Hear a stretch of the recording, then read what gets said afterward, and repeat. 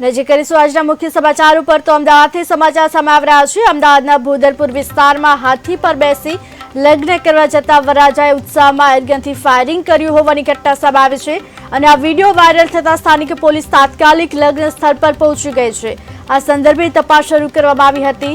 હાલ પોલીસે આ સંદર્ભે નિવેદન નોંધ્યા છે। નિવેદન નોંધી આગળની કાર્યવાહી હાથ ધરી છે।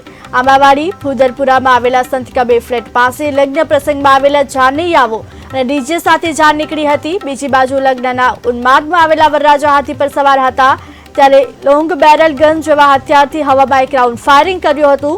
જોકે તેના હાથમાં લિંક બેરલ જેવું હથિયાર હોવાથી જાગૃત નાગરિકે સમગ્ર ઘટનાનો વિડીયો બનાવી સોશિયલ મીડિયા પર વાયરલ કર્યો હતો।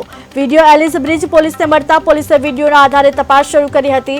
લગ્ન મંડપ સુધી પહોંચી ગયા અને ચાલુ લગ્ન હોવાથી પોલીસે નિવેદન નોંધ્યું ન હતું। લગ્નની વિધિ પૂર્ણ થઈ ગયા બાદ પોલીસે વરરાજાની પૂછપરછ કરી।